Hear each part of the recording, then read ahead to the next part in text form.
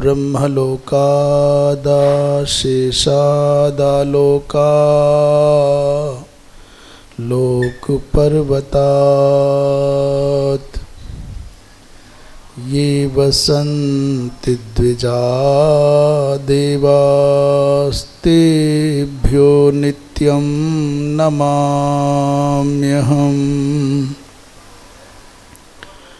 नमो गोभ्यः श्रीमतीभ्यः सौरभेभ्य एव च। नमो ब्रह्मसुताभ्यश्च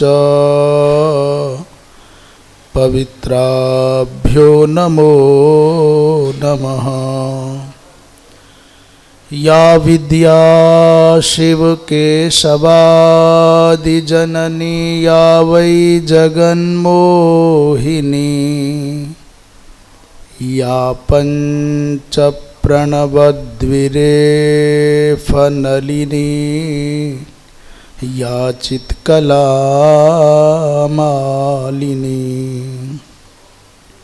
या ब्रह्मादिपिपीलिकान्ततनुषुप्रोता जगत्साक्षिणी सा पायात् परदेवता भगवती श्रीराजराजेश्वरी।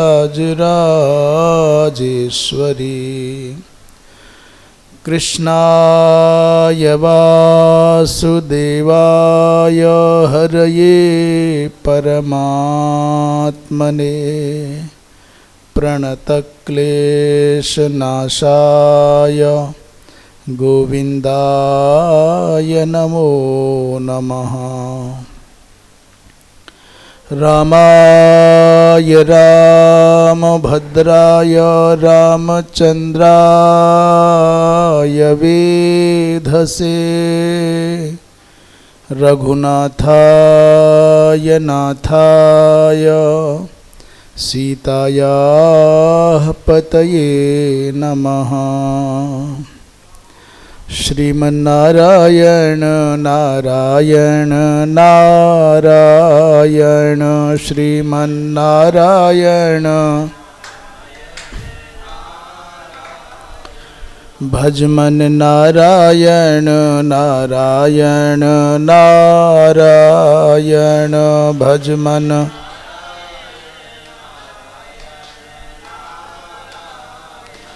श्रीमन्नारायण नारायण नारायण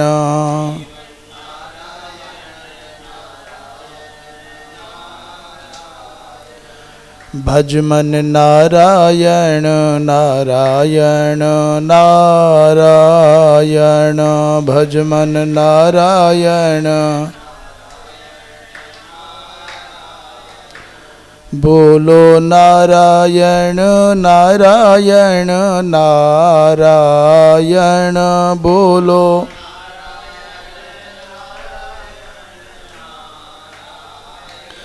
गाओ नारायण नारायण नारायण गाओ।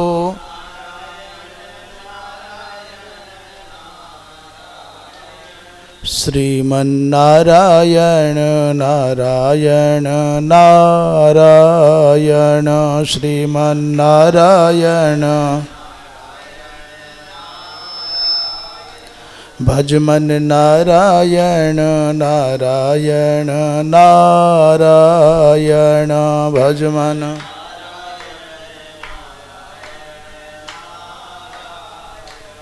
श्रीमन्नारायण नारायण नारायण श्रीमन्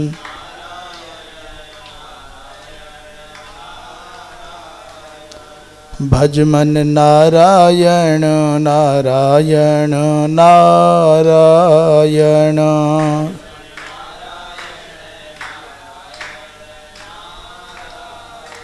बोलिए वृंदावन बिहारी लाल की। धर्म की अधर्म का प्राणियों में विश्व का गो हत्या, गौ माता की। परम पूज्य धर्म सम्राट स्वामी श्री करपात्री जी महाराज की, अपने अपने सद्गुरुदेव भगवान की, श्री वृंदावन बिहारी लाल की। हर हर महादेव। परम श्रद्धेय विविध शास्त्र निष्ठा संपन्न परम पूज्य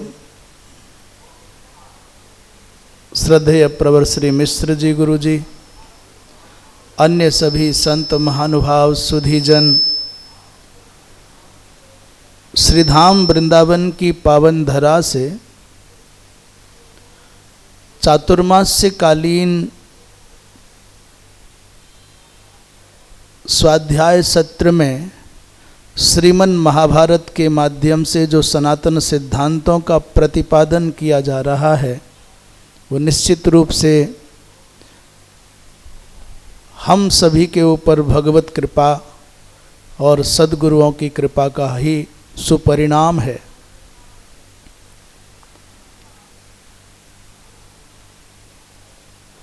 संत वाणी चैनल के माध्यम से अथवा समर्थश्री यूट्यूब चैनल के माध्यम से जो संदेश आप तक पहुंच रहा है, उसके क्रम में कल जो कथा का विराम हुआ, अर्जुन ने भगवान कृष्ण का सानिध्य पाते हुए प्रतिज्ञा की कि कल सूर्यास्त होने तक मैं दुरात्मा जयद्रथ को मार दूंगा। पर ये प्रतिज्ञा अर्जुन ने कर तो ली, और उस प्रतिज्ञा के ब्याज से अनेक सनातन धर्म के निगूढ़ तत्वों का भी निदर्शन कराया। यदि मैं अपने संकल्प को, प्रतिज्ञा को पूरा ना करूं तो ऐसा कर्म करने वालों को जो लोक मिलता है वो मुझे मिले। उसमें माता पिता के परित्याग की भी बात है, उसमें नास्तिकों को, जो वेद निंदकों को जो नरक लोक मिलते हैं वो लोक मुझे मिल जाएं, आदिक आदिक।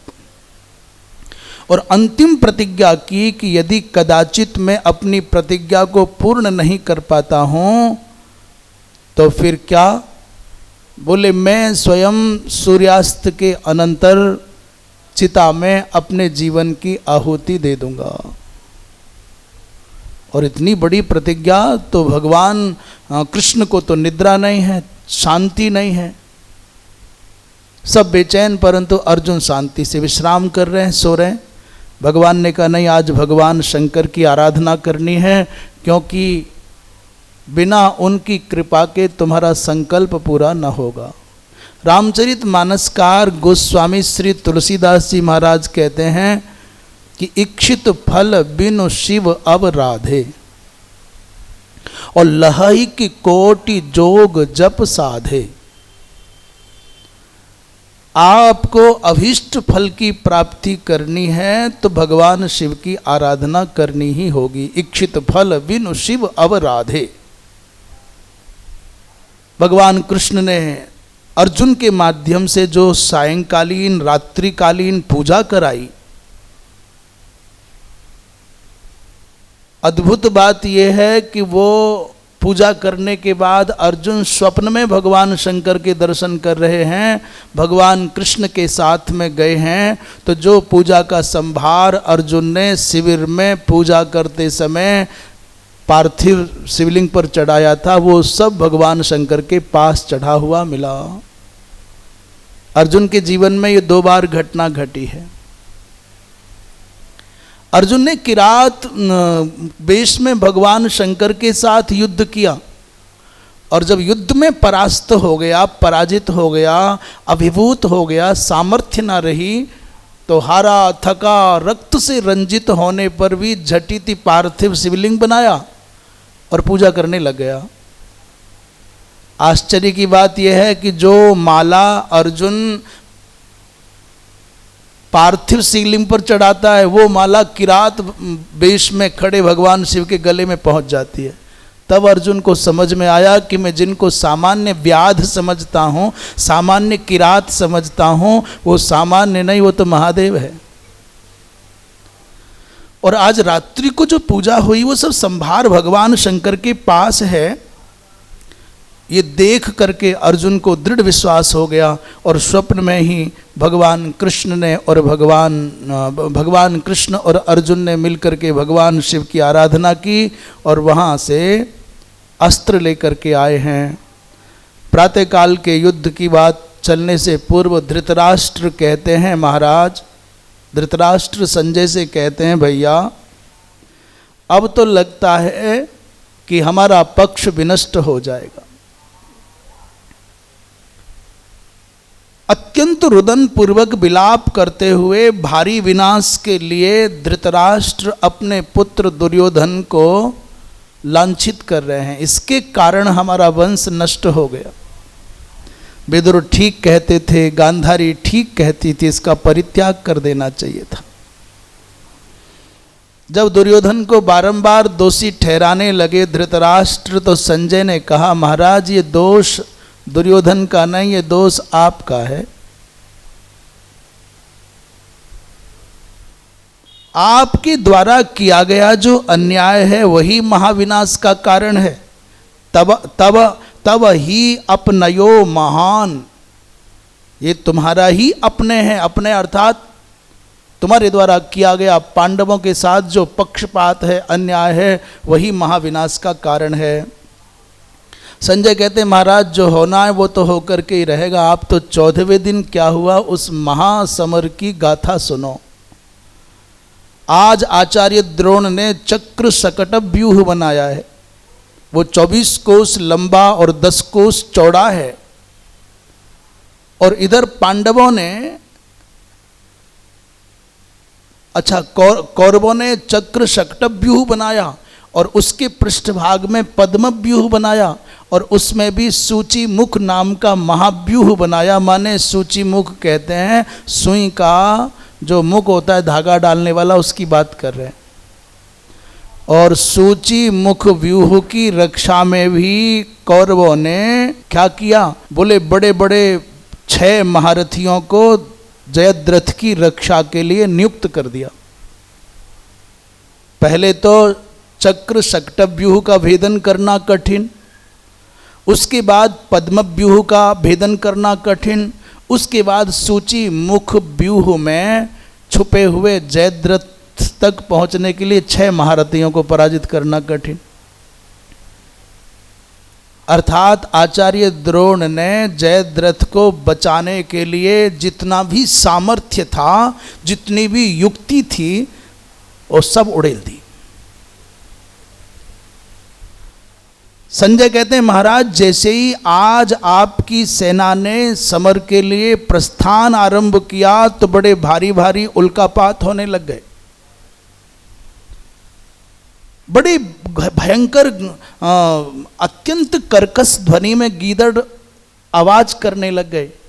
वृंदावन विहारी लाल की, बोलिए स्वामी जी महाराज की। गीदड़ और अन्य जो अशुभ पशु हैं, अमांगलिक पशु हैं, वो कौरवों की सेना को बाएं हाथ करके निकलने लग गए। लोग कहते हैं शकुन कुछ नहीं होते, उनको समझ लेना चाहिए कि शकुनों के माध्यम से भी शुभ और अशुभ का ज्ञान होता है। घर से निकलते समय आपके सामने कोई खाली बर्तन, खाली बाल्टी लेकर के आ जाए, खाली कोई भगोना लेके आ जाए, समझ लेना आप लौटोगे तो खाली लौटोगे। आप जब घर से निकल रहे हो, कोई विशेष लक्ष्य पूर्ण करने के लिए दधी का पात्र भरा हुआ कोई दिख जाए तो समझ लेना आज भगवान की कृपा से आपका समय बहुत अनुकूल है। कोई सौभाग्यवती माता आ जाए, कोई कन्या आ जाए, कोई वेदज्ञ ब्राह्मण आ जाए, गौ माता सम्मुख आपके दाहिने होकर के निकल जाए, नेवला, यदि आजकल नेवला तो कहाँ से आए, पर यदि कदाचित दक्षिण भाग से नेवला निकले तो समझना कि आपकी यात्रा सफल है, और बिल्ली रास्ता काट जाए तो कहते हैं 2 कदम पीछे लौटो, भगवान का स्मरण करो और ठहर करके फिर आगे जाना चाहिए, या थोड़ा रास्ता बदल करके जाना चाहिए। महाराज आज ये बड़े भारी उल्कापात भी हुए, अपशकुन भी हुए, और तुम्हारे पक्ष के विशिष्ट वीरों के बाम अंग फड़के, ये विनाश का संकेत था। युद्ध प्रारंभ हुआ तो युद्ध की प्रारंभिक वेला में अर्जुन के सामने युद्ध करने दुर्मर्शन आया, और दुर्मर्शन की गज सेना के सहित पूरे दल का सफाया हो गया, शेष सेना भाग चली। दुशासन भी लड़ने आया अर्जुन से, तो दुशासन का भी पता न चला। द्रोण और अर्जुन के मध्य में बड़ा भारी संघर्ष हुआ। आज द्रोणाचार्य बड़े प्रसन्न हैं। अर्जुन के साथ युद्ध करते करते द्रोणाचार्य को रोमांच हो रहा है, हर्ष हो रहा है। आपको स्मरण होगा कि शिक्षा पूर्ण होने के बाद एक दिन द्रोणाचार्य ने अपने शिष्य अर्जुन से कहा कि मैं तुमसे कुछ मांगना चाहता हूं। तो अर्जुन ने दंडवत मुद्रा में प्रणाम करके कहा, गुरुदेव सर्वस्व आपका है, आप मांग कह सकते हैं, आप आदेश करिए। बोले, वत्स यदि जीवन में कभी ऐसा अवसर आए कि मैं और तुम आमने सामने हैं तो फिर मुझे युद्ध की भिक्षा दे। आज मैं मांगता हूं कि युद्ध से पलायन नहीं करना, भाग नहीं जाना, मुझे गुरु मान करके लड़ने में संकोच नहीं करना, ये मुझे भिक्षा चाहिए। अर्जुन ने संकोच पूर्वक स्वीकृति दी। आज द्रोणाचार्य और अर्जुन का जब युद्ध आरंभ हुआ तो सबसे पहले, अच्छा अर्जुन की एक विशेष बात है, परिस्थितियां चाहे जैसी हों, अर्जुन अपनी मर्यादाएं नहीं लांघते, अपने कर्तव्य का परित्याग नहीं करते। अर्जुन ने अपने गुरुदेव के चरणों में प्रणाम किया और आशीर्वाद मांगा है, भगवान मुझ पर अपने कृपा का आशीर्वाद सदा बनाए रखें। शिवेन ध्याहिमाम ब्रह्मन् और स्वस्ति चैव वदस्व में भवत प्रसादादिच्छामि प्रविष्टुम दुर्भिदाम चमूम। और जाते जाते कहा कि भगवान आप मेरे सर्वस्व हैं। जैसे आप अश्वत्थामा के पिता हैं, वैसे मैं भी आपके बालक जैसा हूं। जैसे आप अश्वत्थामा की रक्षा करने के लिए कृत संकल्प होते होंगे, वैसे ही आप मुझ अर्जुन की रक्षा करने के लिए भी संकल्पवान बने। अश्वत्थामा यथा तात रक्षणीय त्वया नघ और तथा अहम अपि ते रक्ष्यः और सदैव द्विज सत्तम। प्रभो मेरे ऊपर कृपा बनाए रखिए। शिवेन ध्याहि माम ब्रह्मन्, गुरुदेव मेरे कल्याण की भावना से मेरे ऊपर अनुग्रह करिएगा, और सदा मुझको देखते ही स्वस्तिर भव, स्वस्ति भव, स्वस्ति ऐसा बोलिएगा। आपकी आज्ञा मिले, आपकी अनुमति मिले, आपका आशीर्वाद मिले तो इन दुरात्माओं की भारी सेना का भेदन करके मैं लक्ष्य पाना चाहता हूं। आज ये आशीर्वाद मांगा है। दुर्भिदाम चमूम प्रवेष्टुम इक्षामि भवत प्रसादात। आचार्य द्रोण ने कहा, पार्थ आशीर्वाद तो सदा तुम्हारे साथ है, परंतु मुझ द्रोणाचार्य को पराजित किए बिना तुम अंदर नहीं जा सकोगे। 2-2 हाथ करो, मुझे पराजित करो, मुझको पराजित करना संभव नहीं। और सुनो, मुझको पराजित किए बिना जयद्रथ को मारना संभव नहीं है। गुरु और शिष्य में बड़ा भयंकर संघर्ष होने लगा, कोई कम नहीं पड़ता। द्रोण के बाणों को पार्थ हल्के में लेकर काट देते हैं, तो द्रोणाचार्य जी महाराज भी अत्यंत लाघव दिखा करके 400 वर्ष के वृद्ध महापुरुष 40 वर्ष के जैसा विलक्षण प्रदर्शन करके अर्जुन को हतप्रभ कर देते हैं। हजारों बाणों से कृष्ण और अर्जुन को ढक दिया द्रोणाचार्य जी महाराज ने। उन्होंने पार्थ की प्रत्यंचा को काटा। कृष्ण की आज्ञा से कृष्ण बोले, अर्जुन आज लड़ने का दिन नहीं है, गुरुदेव को फिर कभी देखेंगे, आज तो प्रणाम कर, परिक्रमा कर और आगे बढ़। अभी सारी ऊर्जा यदि द्रोणाचार्य के सम्मुख तुमने खपा दी तो दिन पूरा है, लक्ष्य बड़ा है, काम बहुत अधिक है। कभी कभी तो क्या करना चाहिए, यही युक्ति है, मौन, हाथ जोड़ो, आगे बढ़ जाओ। और तुरंत भगवान कृष्ण की बात मान करके उनकी द्रोणाचार्य जी महाराज की परिक्रमा की, प्रणाम करते हुए उनको दक्षिण करते हुए निकल गए आगे। द्रोणाचार्य ने कहा, रे अर्जुन, तुम तो प्रतिज्ञा कर चुके हो कि न दैन्यम न पलायनम। आपकी प्रतिज्ञा है कि जीवन में कभी दीनता भी नहीं दिखाऊंगा और कभी पलायन भी नहीं करूंगा, पर आज मुझ आचार्य द्रोण का तुम मुझको छोड़ करके जा रहे हो, मेरे सामने से मैदान छोड़ रहे हो। ये पार्थ, शत्रु को पराजित किए बिना मैदान छोड़ना उचित नहीं, तुम्हारी प्रतिज्ञा का क्या होगा। अर्जुनस्य प्रतिज्ञे द्वे न दैन्यम न पलायनम। तो जब ये भगवान कृष्ण के सुनते सुनते आचार्य द्रोण ने उलाहना दिया, तो अर्जुन ने कहा, अर्जुन कहते हैं भगवान गुरुदेव पिता होते हैं, शत्रु नहीं होते। गुरु जो है वो माता है, वो पिता है, वो परमात्मा है, वो शत्रु नहीं है। मैं बीच में एक बात और कह दूं, प्राय लोग अपनी प्रतिज्ञाओं के, अपने संकल्पों के बेचारे डोर में, जंजीर में बंधे रहते हैं। मेरी ये प्रतिज्ञा है, मेरा ये संकल्प है, मेरा ये नियम है। पर आपके संकल्प, आपकी प्रतिज्ञाएं, आपके नियम आपके लिए हैं, आपके माता पिता के लिए नहीं होते, आपके गुरुजनों के लिए नहीं होते। जब भी कभी सुबुद्ध व्यक्ति, समझदार व्यक्ति, धर्मनिष्ठ व्यक्ति कोई नियम ले, कोई प्रतिज्ञा करे, उसी के साथ में इतना जोड़ ले कि यदि मेरे गुरु, मेरे माता पिता इसका विरोध नहीं करेंगे तो इस नियम का पालन मैं करूंगा, इस प्रतिज्ञा को पूर्ण मैं करूंगा। जैसे अर्जुन कोई भी प्रतिज्ञा करते हैं तो कृष्ण की सहायता की बात करते हैं।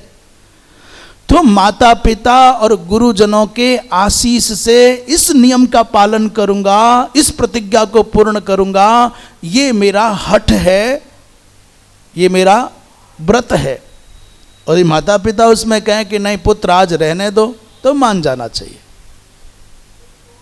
गुरुजन यदि कहें कि नहीं ये ठीक नहीं है, तो मान जाना चाहिए। प्रतिज्ञा नियम संसार के लिए है, माता पिता गुरु के लिए नहीं। भगवान पीठ दिखा करके नहीं भागे, आपकी परिक्रमा करके जा रहे हैं। पीठ दिखा के भागने में तो पीठ ही दिखाई देती, फिर संवाद नहीं हो पाता। हम आपकी परिक्रमा कर रहे हैं, आपकी परिक्रमा करके पूजित भाव से हटे हैं। अर्जुन कहते हैं गुरुर भवान न मे शत्रु शिष्य पुत्र समोस्तिते। आप मेरे शत्रु नहीं, मेरे गुरु हैं। और शिष्य जो होता है वो पुत्र के समान होता है। न चास्ति सपमान लोके यस्त्वाम युधि पराजयेत। और इस संसार में गुरुदेव कोई ऐसा नहीं बना, कोई माई का लाल ऐसा नहीं जो आपको पराजित कर सके। इसलिए लक्ष्य बड़ा है, तो आपकी परिक्रमा करके, आपका आशीर्वाद लेकर के हम आगे बढ़ना चाहते हैं। ये 5 उत्तर दिए अर्जुन ने। अर्जुन ने कौरव सेना पर प्रहार करके उसको तितर बितर किया, परंतु द्रोणाचार्य तो फिर सामने आ गए। द्रोण पुनः आ गए और उनके साथ में कृतवर्मा और श्रुतायु हैं। द्रोण से फिर किनारा किया है और कृतवर्मा को मूर्छित करके अर्जुन आगे बढ़ गए। माने एक बार फिर आचार्य द्रोण की प्रदक्षिणा करके आगे बढ़ गए, नहीं भिड़े। और द्रोणाचार्य समझ रहे हैं अर्जुन की कलाकारी, और उससे भी अधिक समझ रहे हैं इस कृष्ण का मार्गदर्शन। ये है अर्जुन कभी नहीं जा सकता, परंतु कृष्ण उसको लक्ष्य तक ले जाना चाहते हैं। महाराज श्रुतायु की वरुण प्रदत्त जो गदा है, उसने कृष्ण पर प्रहार किया, तो उस गदा की महिमा ये थी, जब तक श्रुतायु पर ये गदा रहती तब तक उसको संसार में कोई पराजित नहीं कर सकता था। परंतु ये गदा यदि पूज्य जनों पर चलेगी तो फिर गदा लौट करके अपने मूल स्थान पर चली जाएगी। श्रुतायु समझता था ये केवल कृष्ण सारथी है, यदुवंशी है, वृष्णिवंशी है, अर्जुन का कोई संबंधी स्वजन है, वो भगवान मानता ही नहीं था। इसलिए भगवान पर गदा का प्रहार किया तो गदा विलुप्त हुई और अपने आप वरुण के पास पहुंच गई। और जैसे ही गदा से रहित हो गया तो बेचारा शक्तिहीन हो गया, श्रुतायु का वध हो गया। हत्वा श्रुता युधम वीरम और धरणीम अन्वपद्यत। सुदक्षिण भी मारा गया, आज श्रुतायु मरा, अच्युतायु मरा, नियुतायु, दीर्घायु आदि अनेकों वीर मारे गए। जब अपने पक्ष के बड़े बड़े वीरों को मृत्यु के मुख में जाते हुए देखा तो दुर्योधन ने द्रोणाचार्य जी महाराज से कहा, गुरुदेव मुझको तो कुछ न कुछ गड़बड़ लग रही है। सच बताओ गुरुदेव, इस धरती पर आपके जैसा कोई धनुर्धर है क्या? द्रोणाचार्य ने कहा, नहीं। इस संसार में कोई आपको पराजित करने की शक्ति रखता है? बोले नहीं। तो फिर ये अर्जुन कैसे निकल के चला गया आपके सामने से? आपके रहते मेरी सेना के बड़े बड़े योद्धा मारे जा रहे हैं, आप जयद्रथ की रक्षा करने का संकल्प व्यक्त कर चुके हैं और फिर भी ये दशा। आप लगता है केवल खड़े मेरे साथ हैं, आपका मन पांडवों के प्रति कोमल रहता है, जीविका मैं देता हूं। दुर्योधन ने कहा गुरु द्रोणाचार्य से, जीविका देता हूं मैं और आप मन से पक्षपात करते हो पांडवों का। कुछ लोग ऐसे होते हैं, जहां होते हैं वहां होते ही नहीं है, जहां वो होते हैं वहां नहीं होते, वो कहीं और होते हैं। उनको धरती पर सर्वत्र वैकुंठ दिखता है, पर जहां होते हैं वहां। तो उनसे पूछा, भाई यहां सब ठीक नहीं तो हो क्यों? बोले पता नहीं, जहां वैकुंठ समझ में आता है वहीं घूम आओ ना, क्या जाता है इसमें? कौन सा शरीर छोड़ करके दोबारा शरीर मिलना नहीं है। आपकी सेवा करके आपको प्रसन्न करते हैं हम और इसका फल भोगते हैं पांडव। आप तो मधुदिग्ध शहद में डूबे हुए छुरे के जैसे हो गुरु। ऐसा भारी आक्षेप किया कि नह्ययन त्वाम बीजानामी मधु दिग्धमिवक्षुरम, शहद में डुबाई हुई छुरी के जैसे हो। आपका भरोसा करके घर जाते जयद्रथ को मैंने रोक तो लिया, पर अब जयद्रथ भी पछताता होगा और मैं भी पछताता हूं। द्रोणाचार्य जी ने दुर्योधन से कहा कि देखो हम वृद्ध हैं, अर्जुन युवा है, हम अनेकों बार कह चुके इस धरती पर दुर्योधन अर्जुन को पराजित करने वाला कोई है नहीं। अर्जुन का सामना इस संसार में कोई अकेले अर्जुन का सामना नहीं कर सकता। बातें कोई कितनी भी बड़ी बड़ी बनाए और फिर उसके साथ जो वासुदेव है, कृष्ण है, उनके होने से तो अर्जुन और भी अधिक शक्तिशाली हो गया। देखो मेरी बात सुनो, मैं यहाँ मोर्चे पर हूँ, तुम जयद्रथ की रक्षा करने के लिए जाओ, लड़ने के लिए अर्जुन से, तुम भी तो बहुत शक्तिशाली हो ना। आज द्रोणाचार्य जी महाराज ने पानी रखा दुर्योधन पर और कहा कि मैं बूढ़ा हो गया हूँ, तुम किन्न पश्यसी बाणौघान क्रोश मात्रे किरीटिनः, मैं जो बाण छोड़ता हूँ वो 1 कोस तक जा पाते हैं और अर्जुन के बाण मेरी अपेक्षा बहुत तीव्र दूर तक जाते हैं। तुम युवा भी हो, तुम वीर भी हो, तुम कुलीन भी हो, इसलिए आज अर्जुन के सामने लड़ने तुम जाओ। द्रोणाचार्य जी महाराज ने आज दुर्योधन के शरीर पर अपने हाथ से दिव्य मंत्रों से अभिमंत्रित कवच बांधा है। उस कवच की परंपरा भी बताई।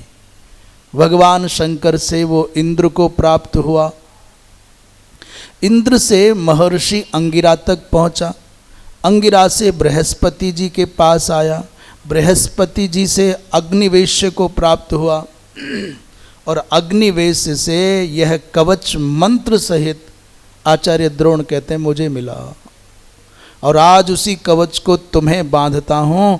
भैया उस दिव्य अभिमंत्रित कवच को बांध करके दुर्योधन पांडव सेना में प्रविष्ट हो गया।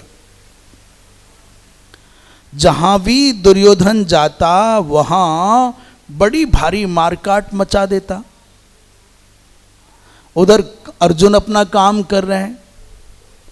आज जयद्रथ को रक्षित करने के लिए बाएं भाग में कर्ण खड़े हैं, दाहिने भाग में अश्वत्थामा खड़े हैं, उनके पृष्ठ भाग पर भूरिश्रवा खड़े हैं 3 और 3 ऐसे हैं जो सामने संरक्षण के लिए सल, कृपाचार्य, वृषसेन, शल्य और शल, इतने इतने महारथियों के बीच में छुपा हुआ है। सूची मुख माने सुई में धागा डालने की जो जगह होती है, उतनी छोटी जगह सूक्ष्म बनाई, जिसको 6-7 महारथियों से सुरक्षित किया और उसके अंदर छुप करके बैठा है।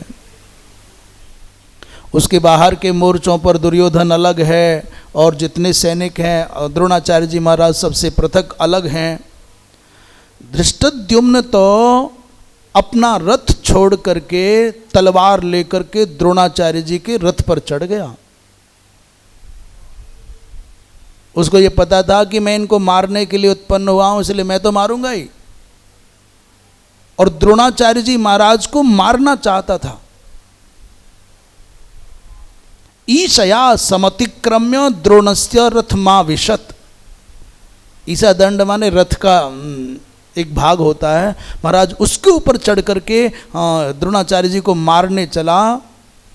द्रोणाचार्य ने उतनी देर में चेतना आते ही उसके घोड़े मारे, सारथी को मारा, ध्वजा को काटा, खड्ग ढाल काट दी।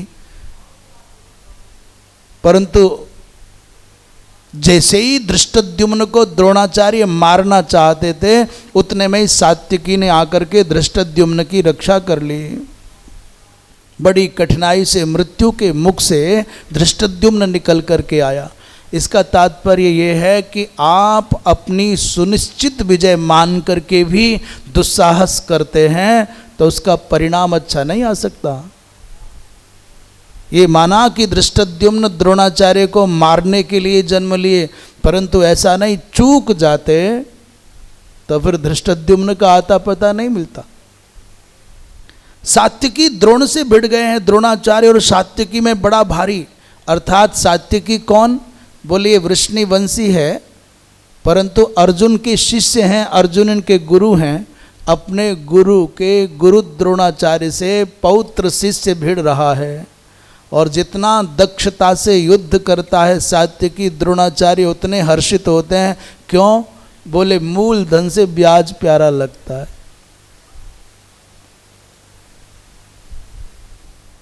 महाराज सात्यकी, क्रोध में भरे हुए द्रोणाचार्य ने सात्यकी पर धावा बोला और दोनों परस्पर एक दूसरे के ध्वज काट देते हैं। दोनों परस्पर एक दूसरे के छत्र काट दिए, दोनों रक्त रंजित हो गए और सब लोग युद्ध करना भूल करके इन दोनों के इस विलक्षण युद्ध को देख रहे हैं।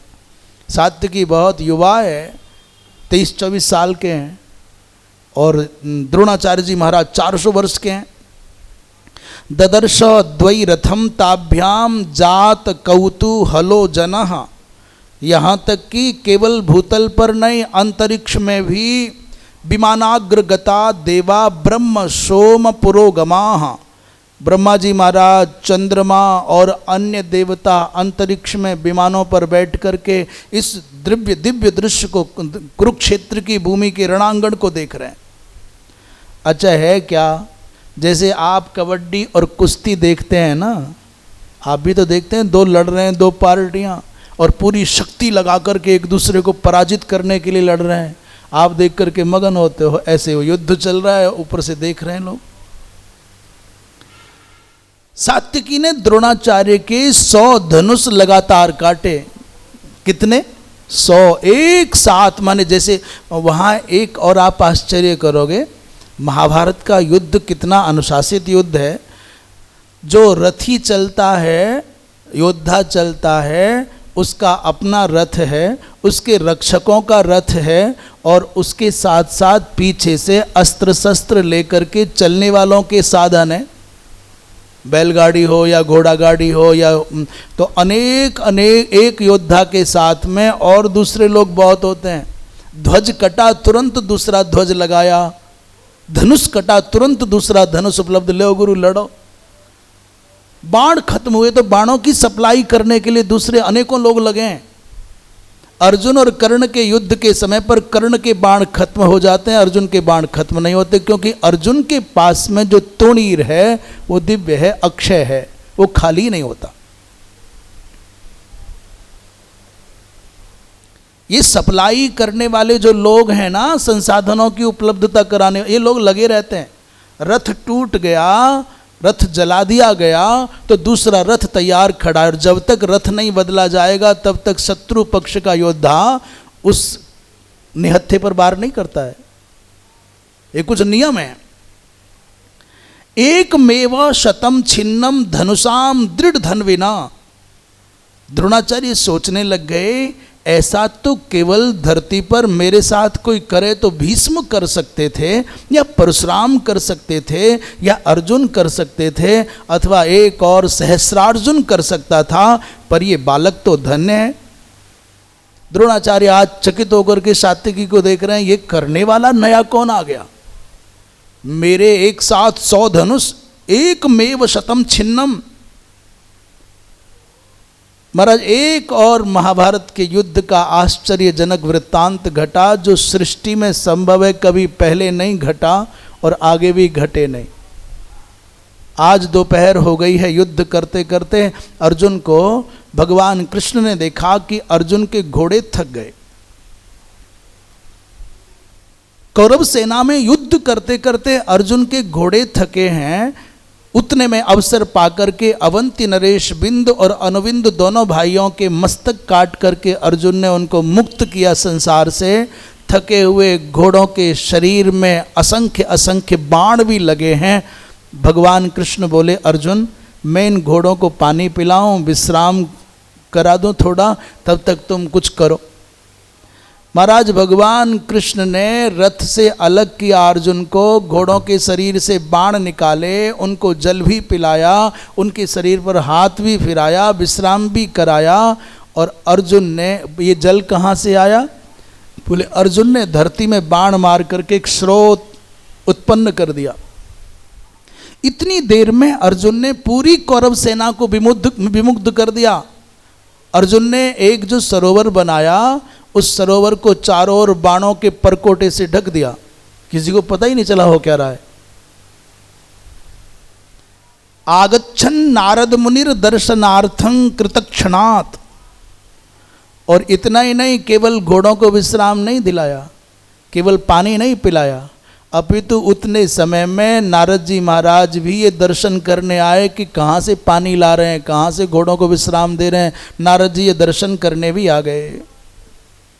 कृतेच सर्वेश्मनि बाण भवन।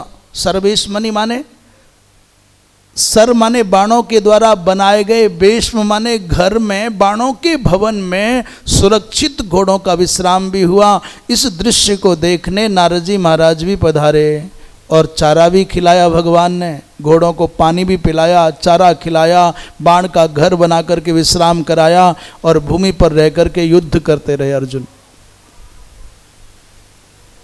ये अद्भुत घटना घट गई। कहते किम किम किम एतद अद्भुततमम लोकम भविता।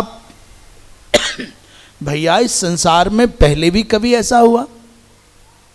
अब पानी पीने के बाद, चारा खाने के बाद और विश्राम कर लेने के बाद गतश्रम घोड़ों की ऊर्जा बड़ी विलक्षण हो गई। घोड़े चेतना में आ गए।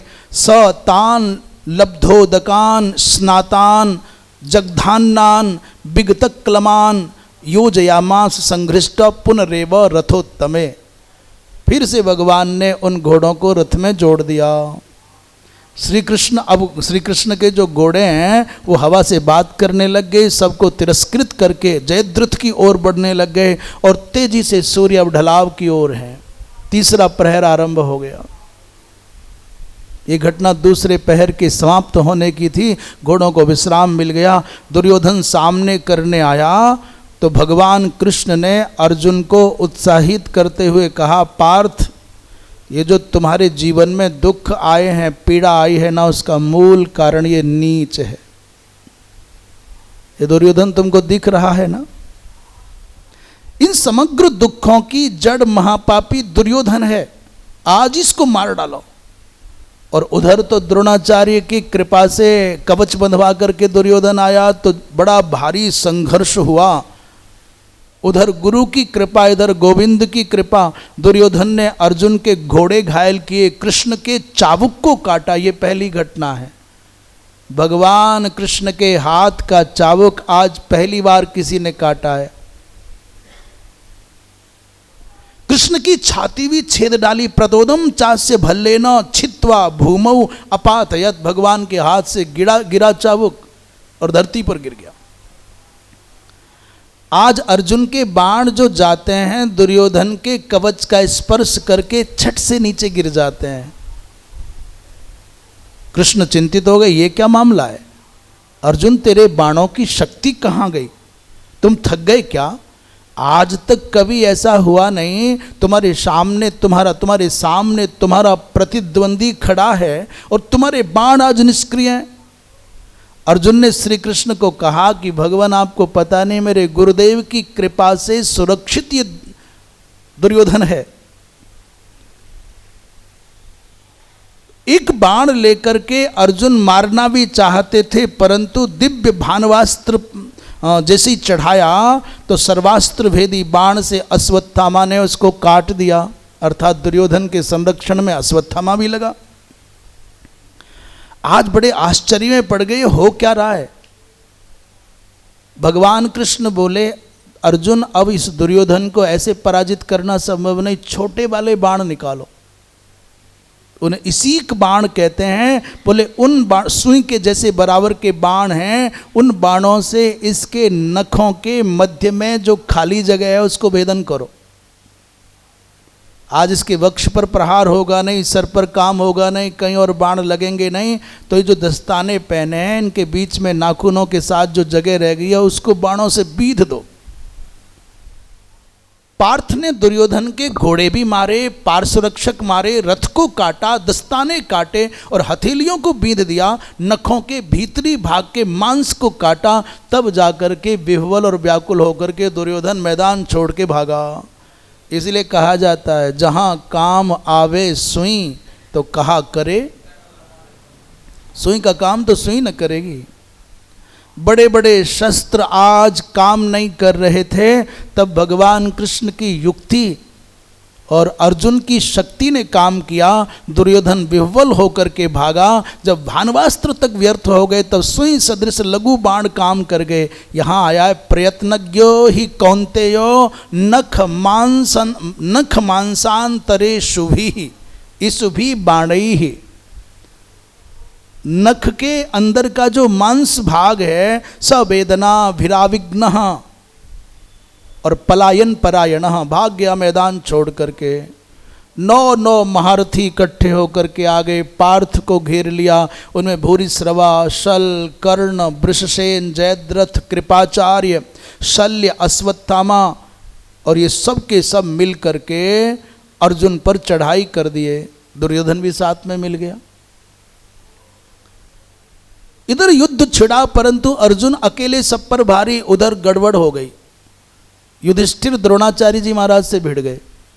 अब भला द्रोणाचार्य जी के सामने बेचारे युधिष्ठिर, भजनानंदी बाबा, द्रोणाचार्य जी महाराज अकेले पांडव दल को रोके खड़े। भीम अलम्बुस से भिड़े, द्रोण तथा धर्मराज भिड़े और चोट खाकर क्रुद्ध हुए द्रोणाचार्य ने युधिष्ठिर का धनुष काटा, चोट पहुंचाई, उनकी महान शक्ति को ब्रह्मास्त्र से नष्ट किया। धर्मराज ने भी ब्रह्मास्त्र को ब्रह्मास्त्र द्वारा शांत किया।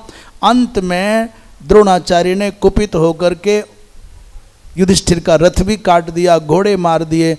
मुश्किल से जान बचा करके युधिष्ठिर सहदेव का आश्रय उनके रथ पर चढ़ करके भाग गए। वृंदावन बिहारी लाल की। अलम्बुस को मारा है घटोत्कच ने। बड़ी चिंता में पड़े हैं धर्मराज। पूरा दिन हो गया, अभी तक अर्जुन का पता नहीं क्या हुआ, अकेला अंदर गया है। सात्यकी से कहा, क्योंकि आज जब भगवान कृष्ण और अर्जुन युद्ध क्षेत्र में प्रवेश कर रहे थे तब उन्होंने सात्यकी से कहा था कि चाहे जो हो जाए आप महाराज को छोड़ करके जाना नहीं। धर्मराज की रक्षा का दायित्व तुम्हारे हाथ में है सात्यकी। परंतु धर्मराज ने सात्यकी से कहा कि मुझे लगता है भैया आज तुम्हारी आवश्यकता है, वहां जाओ। आंखें गीली हो गई धर्मराज की, हृदय धड़क उठा, कंठ गदगद हो गया। सात्विकी से बोले, वीरवर तुम ही मेरे परम हितैषी और समर्थ हो, विश्वास पात्र हो। आज पार्थ को तुम्हारी आवश्यकता है, तुम वहाँ जाओ। सात्विकी ने कहा, भगवान गुरुदेव ने तो आज्ञा दी कि आपकी रक्षा करनी है। बोले, मैं तुम्हारे गुरु का भी गुरु हूँ, अर्जुन तुम्हारे गुरु हैं, इसलिए दृढ़ तभी परितोहम अर्जुनेन पुनः पुनः। सात्विकी ने कहा कि गुरुदेव ने मुझको आपकी रक्षा के लिए दृढ़ता से नियुक्त किया है, इसलिए आप मुझे मत भेजिए।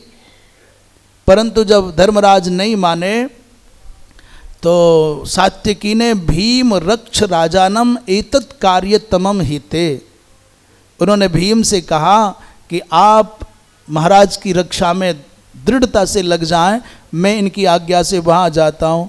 अब जब अंदर प्रवेश करने लगे तो सबसे पहला सामना फिर द्रोणाचार्य से हो गया। द्रोणाचार्य तो आज युद्ध के द्वार पर थे। सात्विकी और दोनों लड़ने लगे। तब आचार्यो रणम हित्वा गतक कापुरुषो यथा और युध्यमानं च माम हित्वा प्रदक्षिणम अवर्तत। सात्विकी और आचार्य द्रोण दोनों भिड़े।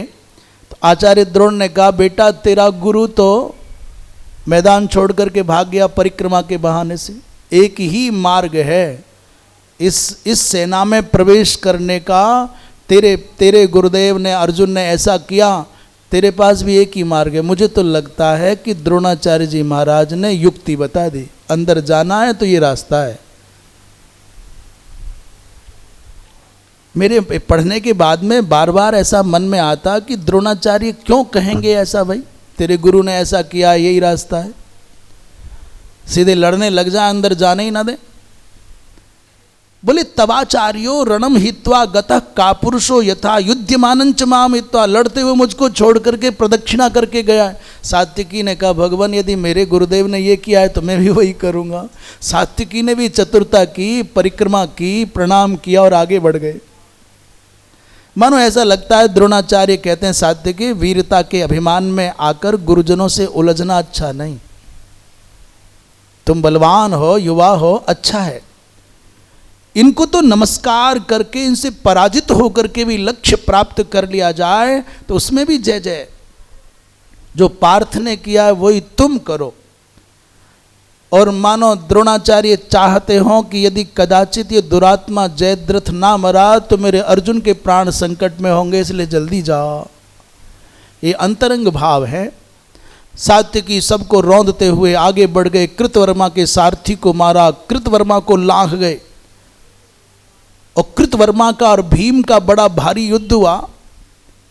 अंत में सात्विकी ने भीम की रक्षा की, कृतवर्मा को हराया, जलसंध को मारा सात्विकी ने, दुर्योधन पलायन करके भाग गया, कृतवर्मा अचेत हो गए, द्रोणाचार्य पीछे हट गए। अंत में दुशासन आया और गुरुदेव से कहने लगा, गुरुदेव आप केवल खड़े हैं मूर्ति की तरह से, लड़ते नहीं हैं। आचार्य द्रोण ने कहा, रे नीच, ये युद्ध का क्षेत्र है, ये पासे फेंकने की कोई द्यूत सभा नहीं है।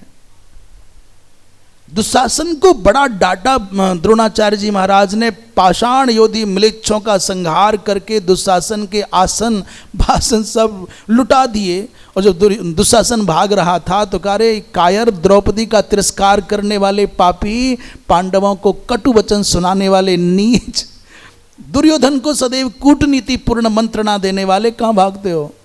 जाओ सात्विकी का सामना करो। अरे जान ही बचानी है तो जाओ गांधारी के पेट में घुस जाओ, निर्लज्ज। यदि तुमको प्राणों का ही भय है, मरने का भय है, तो जाओ ना गांधारी के पेट में जाओ। त्वरितो वीर गच्छत्वम, कहाँ? बोले गांधार युदर माविश। द्रोणाचार्य जी ने कहा कि गांधारी के उदर में प्रविष्ट हो जाओ। पृथिव्याम धावमानस्य नान्यत पश्यामि जीवनम, अन्यथा तुम्हारे जीवन की रक्षा का कोई और मार्ग नहीं देख रहा। द्रोण ने आज पांचाल कुमारों को मारा है। सात्विकी ने दुशासन की दुर्गति की, बस इसलिए नहीं मारा सात्विकी ने दुशासन को कि कहीं इसको मार दिया तो हमारे भीम की प्रतिज्ञा का क्या होगा। भीम की प्रतिज्ञा इसका वक्ष चीर करके रक्तपान करूंगा, इसलिए मात्र भीम की प्रतिज्ञा को पूर्ण करने के चक्कर में अवसर आने पर भी न जघान महाबाहु भीमसेन बच स्मरण, भीमसेन के वचनों का स्मरण करके नहीं मारा है। द्रोण ने आज बृहत्छत्र को मारा और भी धृष्टकेतु को, धृष्टकेतु के पुत्रों को, जरासंध के पुत्र सहदेव को, धृष्टद्युम्न के पुत्र छत्रधर्मा को भी मारा। भीम की बड़ी भीषण, महाराज इतना इतना भयंकर युद्ध भीम करते हैं, द्रोण के 8 रथ अकेले भीम ने उठा उठा करके फेंक दिए तोड़ करके, 1-2 नहीं पूरे। और यहाँ जब श्लोक का क्रम आया तो पहला, दूसरा, तीसरा, 8 रथ फेंके। द्रोणाचार्य जी महाराज और भीम आपस में भिड़े तो द्रोणाचार्य ने कहा कि बेटा एक ही मार्ग बचता है मुझसे पार पाने का, परिक्रमा करो, प्रणाम करो, आगे बढ़ जाओ। भीम ने कहा प्रभु आप गुरुदेव हो, ये बात बिल्कुल सच है, परंतु युद्ध के क्षेत्र के बाहर मैं अर्जुन जैसा दयावान नहीं, अर्जुन जैसा करुणापरायण नहीं, मैं अर्जुन के जैसा करने वाला नहीं। नार्जुनो हम घृणित द्रोण और भीमसेनोस्मि ते रिपुः, युद्ध क्षेत्र में तुम शत्रुस्थानीय बन करके खड़े हो और मैं भीम हूं जो कृपा नहीं करता, करुणा नहीं करता, दया नहीं करता। इसलिए भिड़ गए दोनों, भीम और द्रोणाचार्य भिड़े तो 8 रथ फेंके। भीम ने गदा के प्रहार से द्रोणाचार्य का रथ तोड़ा, सारथी को मारा और धनुष को चूर चूर कर दिया, एक नामो निशान नहीं बचा, वहां लगा कि कुछ था ही नहीं, पीस दिया पूरा। द्रोणाचार्य जी महाराज रथ के टूटने से पहले कूद करके जान बचा करके भागे। स रथात अब पुपलुबे। उसी समय भीम ने, महाराज संजय कहते हैं तुम्हारे 11 पुत्र, तुम्हारे ज्येष्ठ पुत्र दुर्योधन के देखते देखते, आचार्य द्रोण के देखते देखते 11 पुत्रों को यमराज के घर भेज दिया। उनके नाम भी लिखे हैं, सुसेन, कुंडभेदी, दीर्घलोचन, वृंदारक, अभय, रौद्रकर्मा, दुर्विरोचन, बिंद, अनुबिंद, सुवर्मा, सुदर्शन आदि 11 पुत्र मारे। और द्रोणाचार्य के रथ को एक हाथ से पकड़ करके उठा करके फेंक देता। इस प्रकार ईशायाम पाणिना गृह्य और प्रचिक्षेप महाबलः, इस प्रकार द्रोणाचार्य के 8 रथ तोड़े। तमपि अतिरथम भीमः चिक्षेप भृशरोषितः एवं 8 रथा क्षिप्ता भीमसेनेन लीलया। जैसे कोई सामान्य से छोटी सी कमल नाल को उठा करके ऐसे फेंक दे ना, कमल के फूल को उठा करके फेंक दे, ठीक वैसे ही उठा उठा करके रथ फेंक दिए। भीमसेन सबको रौंदते हुए अर्जुन के पास जा पहुँचे, जोर की गर्जना की। अब तो कृष्ण, अर्जुन और भीम और ऊपर से चौथा सात्यकी एक महाशक्ति बन गए। भीम और कर्ण का बड़ा भारी संघर्ष हुआ और इतना संघर्ष कि भीम के द्वारा कर्ण की पराजय हो गई। दोनों ने एक दूसरे के धनुष भी काटे, दोनों एक दूसरे को प्रहार भी करते हैं। एक बार तो ऐसा भी आया कि भीम ने कर्ण का धनुष काटा, सारथी मारा, घोड़े मारे, चिच्छेदो चापम कर्णस्य, और कर्ण बड़ी मुश्किल से वृषसेन के रथ पर चढ़ करके जान बचा करके भागा। फिर भागा कर्ण, आज भीम के सामने से भागा, कर्ण को जीता भीम ने। निर्जित्य तो कर्णे कर्णम भीमसेन प्रतापवान, और दुस्सल का सर काट दिया। द्रोण से दुर्योधन कहते हैं, दुर्योधन हाँफता हुआ दौड़ता हुआ द्रोणाचार्य के समीप आकर के उलाहना देता है, गुरु आचार्यवर देखो आपके रहते अर्जुन भी अंदर चला गया, सात्विकी भी अंदर चला गया, भीम भी अंदर चला गया और जयद्रथ के समीप तक पहुंच गए। जैसे समुद्र को सुखाना आश्चर्यजनक घटना है, वैसे ही आपको पराजित करके सेना में प्रवेश करना असंभव है। निर्जयस्तब विप्राग्र्य समुद्रस्येव शोषणम, परंतु अंदर गए इसका मतलब आप कुछ ना कुछ गड़बड़ कर रहे हैं। आपको लांघ करके कोई कैसे जा सकता है? द्रोणाचार्य ने कहा यहाँ प्रवचन मत करो, जाओ जयद्रथ की रक्षा करो। बेटा ये द्यूतक क्रीड़ा नहीं है, ये सभा नहीं, ये समर है। यहाँ शशक नहीं, यहाँ मजबूरी में बंधे हुए कमजोर सर झुकाए पांडव नहीं बैठे, यहाँ सिंह के जैसे दहाड़ते मुक्त पांडव हैं। यहाँ द्रौपदी नहीं, यहाँ जीवन दाव पर लगा है। यहाँ पासे नहीं, यहाँ सर चलते हैं, बाण चलते हैं। यहाँ शकुनी की शरारत नहीं, यहाँ सूरों का शौर्य काम आता है। इसलिए जाओ अपने आप अपने जीजा की रक्षा करो, जयद्रथ की रक्षा करो। महाराज कर्ण एक बार फिर भीम के सामने, भीम, अच्छा कर्ण क्या सोचता है कि मैं बहुत ताकतवर हूं पर हार कैसे जाता हूं, मुझे भागना क्यों पड़ता है, इसलिए बार बार लौट के आता है। एक बार फिर कर्ण भीम के सामने आ गए, परंतु कर्ण फिर पराजित हो गए।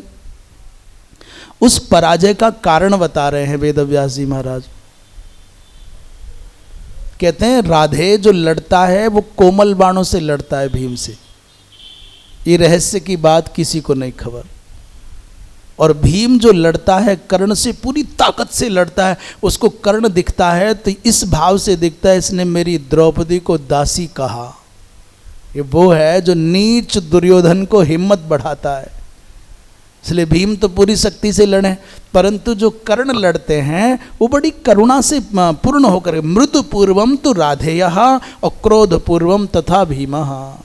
भीम सक्रोध लड़ता है और कर्ण कैसे लड़ रहे हैं, बोले कृपा पूर्वक लड़ रहे। कारण कुंती ने जो एकांत में बता दिया, और कुंती को कर्ण ने जो वचन दे दिया कि माँ जाओ युद्ध क्षेत्र में केवल मैं और अर्जुन, इन दो में से एक बचेगा, या तो सार्जुन तुम पंचपुत्रों की मां रहोगी अथवा सकर्ण पंचपुत्रों की मां रहोगी। अर्जुन के अतिरिक्त युद्ध क्षेत्र में मैं किसी पांडव को क्षति नहीं पहुंचाऊंगा। अब लड़ना तो मजबूरी है, लड़ना तो पड़ता ही है। भीम ने छत विक्षत होकर के भी कर्ण के सारथी, घोड़े, ध्वजा, धनुष सब काटे और कर्ण की छाती पर प्रहार किया। स वैक्लव्यम महत् प्राप्य प्रत्यपायात रथांतरम। बेचारा कर्ण जान बचा करके फिर भागा। मुझे लगता है कम से कम 50 बार कर्ण को युद्ध क्षेत्र से पीठ दिखा करके भागना पड़ा। कर्ण सोचते मैं परशुराम का शिष्य हूं, महादेव का प्रशिष्य हूं, इतना भारी विद्या मुझको प्राप्त है, पर ये मेरे ऊपर भारी कैसे पड़ता है। पर भीम की अंदर हृदय में प्रतिशोध की आग है, इसलिए दोनों फिर प्रवृत्त हो जाते हैं।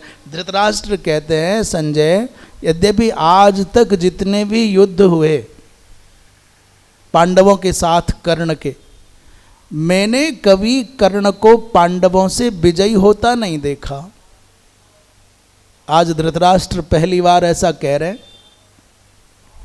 कर्ण कभी जीता नहीं, इतने पर भी मेरा पुत्र विवेकहीन मूर्ख भ्रम में ये समझता है कि कर्ण के कारण मेरी विजय हो जाएगी, तो मुझे लगता है पागल है वो। कृतवान यान युद्धानि कर्णः पांडुसुतै सह। आज तक जितने भी युद्ध पांडवों के साथ कर्ण के हुए, सर्वत्र पांडवाः कर्णम अजयन्तो रणाजिरे। आज तक सब युद्धों में पांडव जीते, कर्ण हारा। और फिर भी मूर्ख दुर्योधन समझता है इस कर्ण के भरोसे जीत जाऊंगा।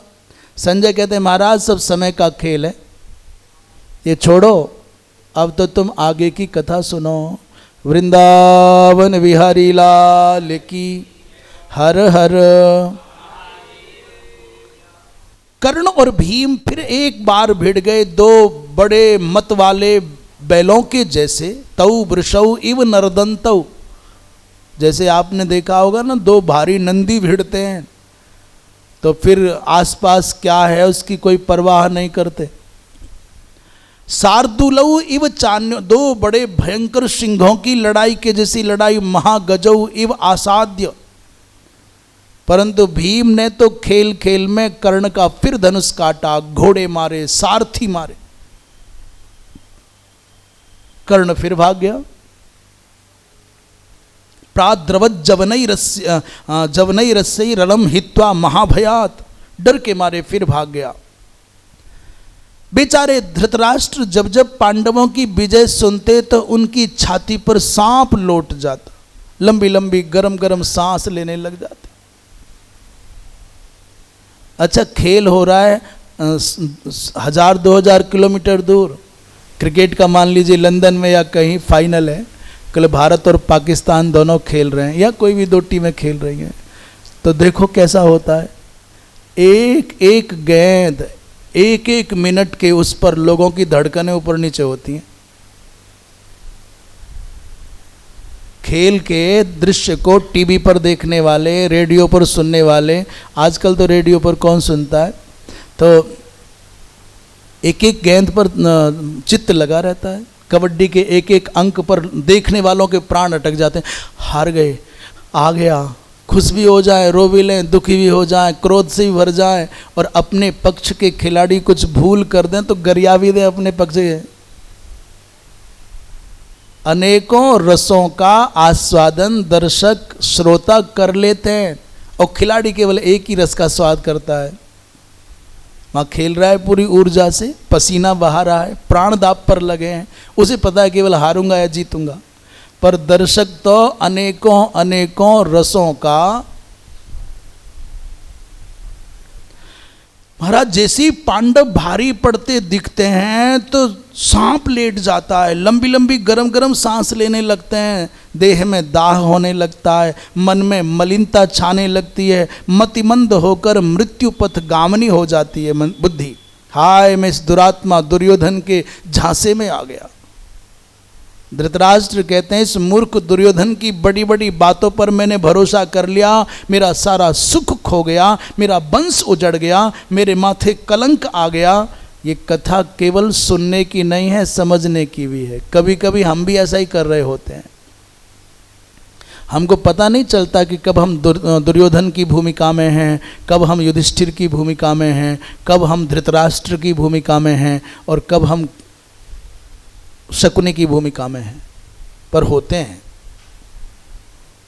ये जो महाभारत का आख्यान है ये 5500 साल पहले घटी घटनाओं को अभिव्यक्त करने का एक माध्यम तो है, परंतु उन घटी घटनाओं से शिक्षा लेने के लिए और हमारे जीवन में कदाचित ऐसे अवसर आए तो हमें कैसा करना चाहिए। बड़े बड़े धुरंधर आए, ये सत्ता मेरी बनी रहे, मेरे पुत्रों की बनी रहे, मात्र मेरे ही शिष्यों को मिले, केवल मेरा ही, मैं और मेरा करते करते करोड़ों वर्षों की सृष्टि के इतिहास का चक्र चल रहा है और आज तक न मैं की तृप्ति हुई न मेरे की तृप्ति हुई।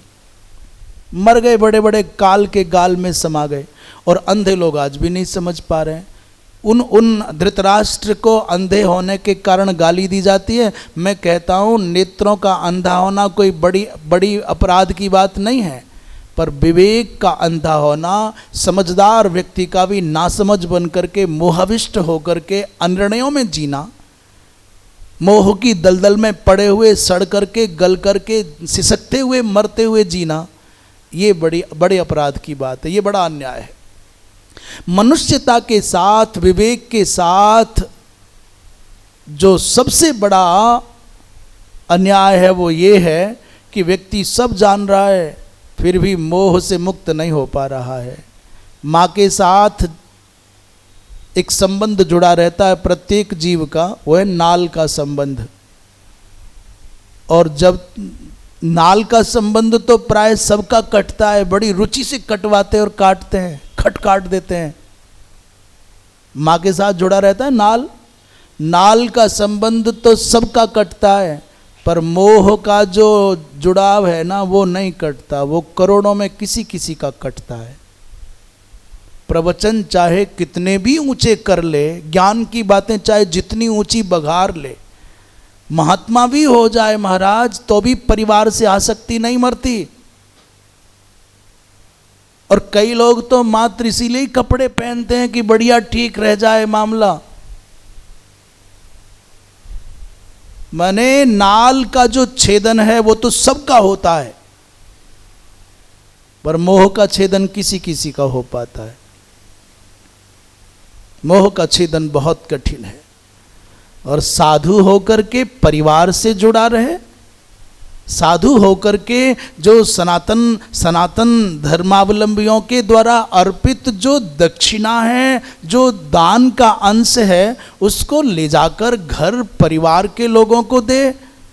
उससे ज्यादा दया का पात्र और दीन धरती पर कोई नहीं हो सकता। सनातन धर्म की जड़ों में जो कीड़ा लगा है वो ये है कि बड़ी बड़ी संपत्तियां अर्जित करेंगे धर्म के नाम पर जब अर्पण का नंबर आता है तो परिवार में सारी की सारी नालियां परिवार में जाती हैं। छोटे से छोटे लोग कहते साहब इसका क्या मूल्य, तो मूल्य ही नहीं है तो ये वस्तु क्यों परिवार में जाए। एक लोटा भी, एक चादर भी, एक छोटी सी वस्तु भी क्यों जाए। ना तो तुम दरिद्र हो कि तुम ऐसा करो, और ना ही तुम्हारे परिवार के संबंधी स्वजन इतने दरिद्र हैं कि अपने साधन ना जुटा पाए।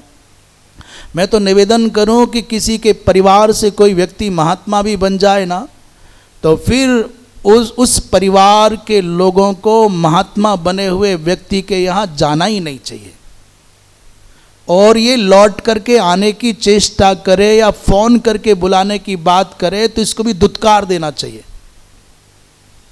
और यदि ये कण भी देना चाहे तो तुरंत हाथ जोड़ करके विनम्रता से कहो महाराज तुम महात्मा के बेस में हो, अपनी इज्जत बचाओ और हमारे ऊपर कृपा करो। ये दान का धन खा करके हमको नरक जाना है क्या?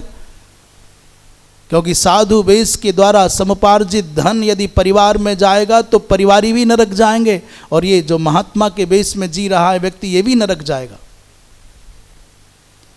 साधु का जो धन है वो कहते हैं कच्चे पारे का जैसा है। इसलिए परिवार के लोग कदाचित महात्मा बने हुए अपने स्वजन के यहाँ दर्शन भी करने आए तो केवल दर्शन करने आए, वहाँ ठहर करके मौज लेने जीविका चलाने ना आए, वहाँ से कुछ लेने की आशा करके ना आए, केवल आए। तो तुम सेवा कर सकते हो, संतों की सेवा करो, अपने घर जाओ। साधुओं को बहुत सावधान होने की आवश्यकता है। बहाने चाहे हजार होंगे, परंतु अंततः आपका मोह जीत गया तो हानि सनातन की होगी, हानि सिद्धांत की होगी। साधुओं को पारिवारिक जनों से बचना चाहिए। वृंदावन विहारी लाल की। कहते हैं जो मेरे माथे कलंक आ गया, हम तुच्छ लोभ के मोह में घिर करके, लोभ में मोह में घिर करके व्यर्थ अन्याय और अनीतिपूर्ण निर्णय लेते हैं, और जिससे माथे पर मात्र कलंक आता है और अपयश का भागी बन जाते हैं। अपयश का भागी केवल नर जो मोह लोभ से अनय करे, सदा प्रवर्तित राग द्वेष में अविनति से केवल प्रणय करे। भैया नीति न्याय शिष्ट परंपरा समाज समय परिस्थितियाँ इन सबको देख करके निर्णय करने वाले जो भले लोग हैं वो भले ही कदाचित किसी कार्य को संपन्न करने में असफल हो जाएं, परंतु वो अपयशी कभी नहीं हो सकते। और जो अनीतिपूर्वक अन्यायपूर्वक मोहाविष्ट होकर के लोभाविष्ट होकर के ऐसे पचड़े में पड़े रहते हैं, भले ही उनको सफलताएं मिल जाए परंतु उनके भाग्य में पवित्र यश कभी नहीं मिल सकता। कई बार आभा मंडल इतना बड़ा होता है कि समझ में नहीं आता, पर परिवार को पोषण कर रहे होते लोग। बचना चाहिए। संजय ने कहा महाराज किसी को दोष मत दो, इस महाविनाश के मूल कारण केवल आप हैं। विदुर के अलावा खरी खरी कोई बोल सकते हैं तो संजय हैं। तम अस्य जगतो मूलम विनाशस्य न संशयः। कर्ण की पराजय हुई, धृतराष्ट्र के 7 पुत्र भी मारे गए। कर्ण रोए, कर्ण की आंखों से निकल करके पश्चाताप के प्रवाह ने मानो वक्ष भिगो दिया। उन्हें विदुर के वचन याद आ गए। आज गड़बड़ क्या हुई? पैदल कर्ण की रक्षा के लिए आपके 7 पुत्र आए थे महाराज, पर वो सब भी मारे गए। उनके नाम है चित्र, उपचित्र, चित्राक्ष, चारुचित्र, सरासन, चित्रायुध, चित्रवर्मा। कर्ण के सामने ही भीम ने उनको मार दिया। अब कर्ण बेचारे आंखों अश्रु पूर्ण मुखा कर्ण छत्तु सस्मार तज बचह। संजय कहते हैं महाराज कर्ण की आंखें गीली हो गई, विदुर के वचन आज सत्य घटित हो रहे हैं। अंत में पुनरेवा भवत कर्णो भीमसेनात परांग मुखः। अपने प्राणों की रक्षा करने की भावना से कर्ण फिर भीम के सामने से भागा। अनेकों बार कर्ण पराजित होकर के भी क्यों बार बार भागता है, क्यों लौटता है, क्यों मैदान छोड़ता है? उत्तर दे रहे हैं उसे अपनी शक्ति का तो ज्ञान है। वो सोचता है मैं परशुराम का शिष्य हूँ, मैं ऐसा हूँ, मैं वैसा हूँ। ये मेरे सामने कुछ भी नहीं, कल के बालक हैं। अब की बार तो पक्की मेरी विजय होगी होगी, परंतु समर्थ होने पर भी बार बार हार जाता है, ये उसको पचता नहीं। जैसे पराजय पीड़ित कुशल ज्वारी बारंबार दाव लगाता है, जैसे मिथ्या प्रशंसित पहलवान फिर दंगल में भिड़ जाता है और फिर मार खाता है।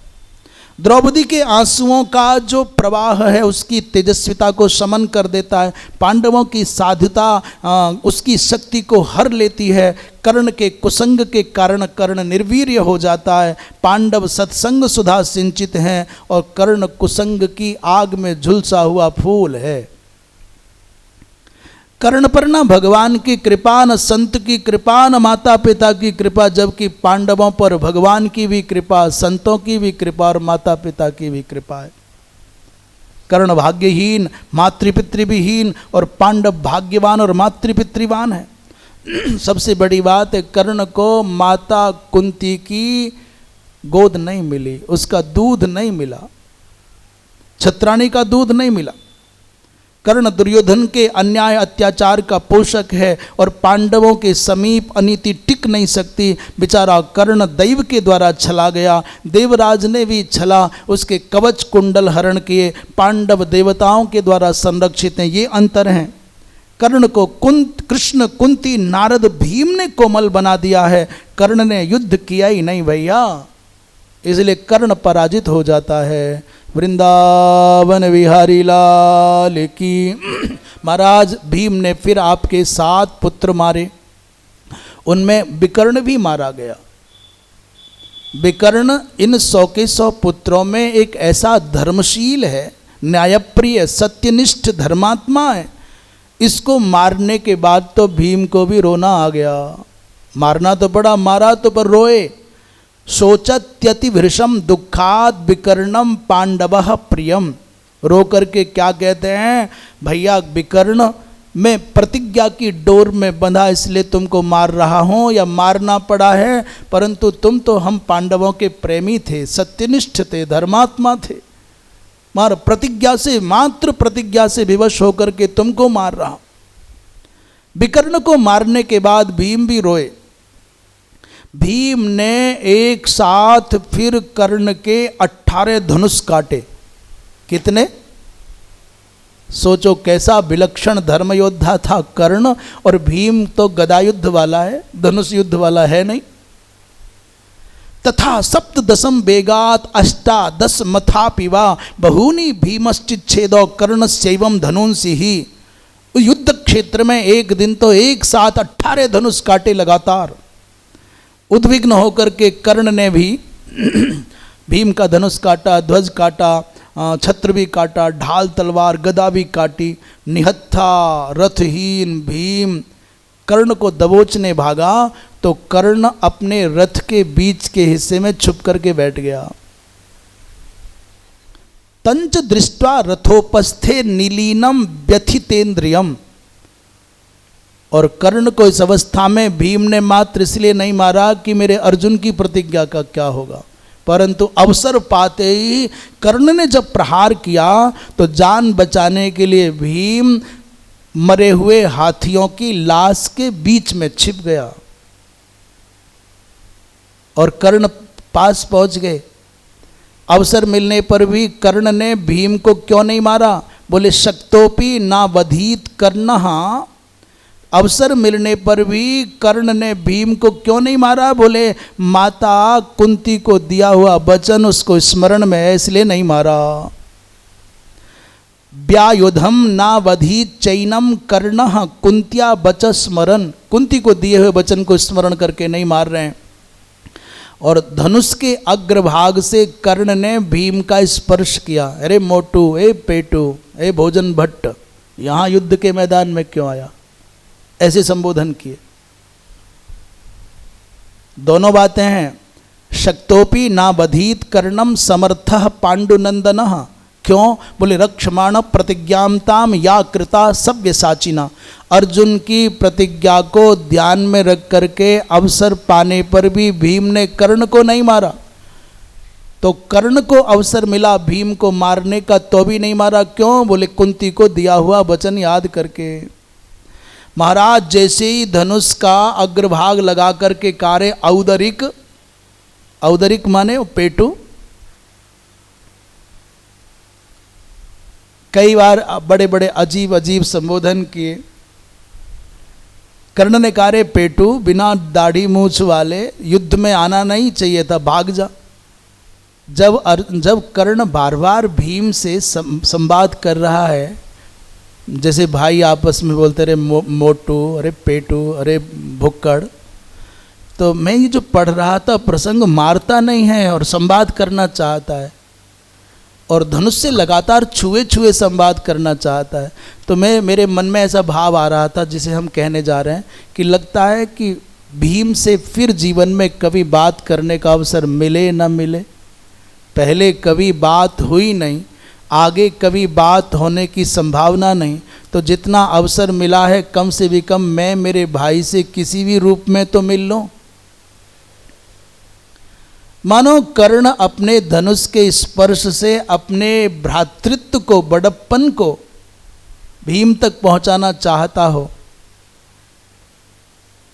और मारना भी नहीं चाहता। गुस्से में भर करके भीम ने कर्ण का धनुष छीन लिया झल्लाए हुए और घुमा करके धूम मारा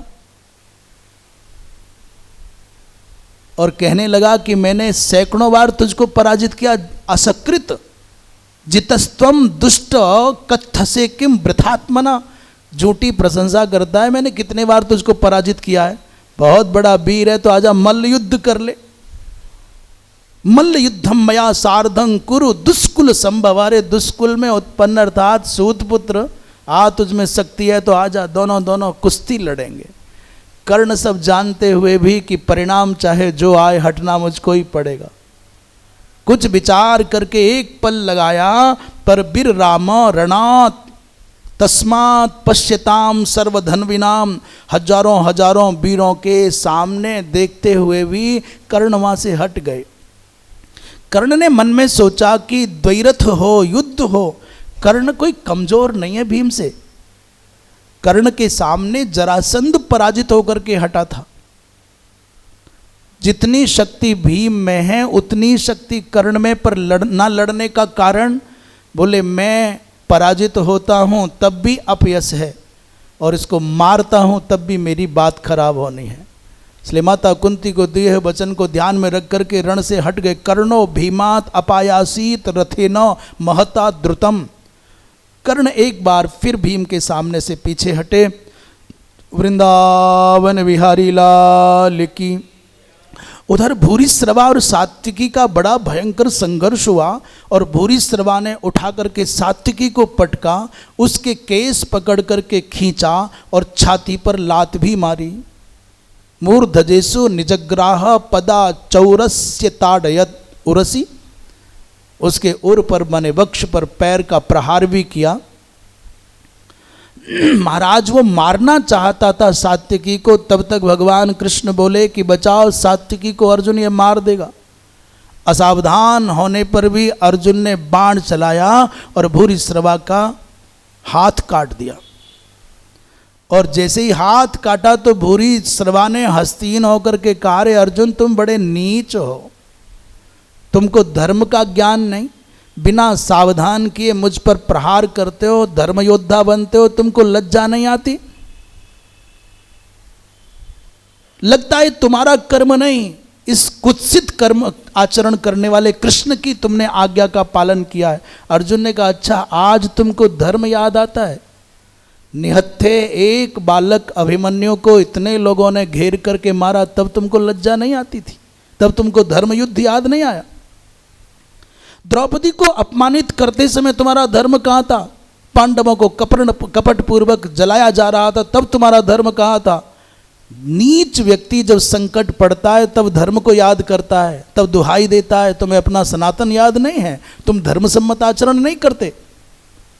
महाराज सात्विकी ने मौन, इसने अनशन कर दिया, भोजन नहीं करूंगा, नेत्र बंद करके भगवान का स्मरण करने लगे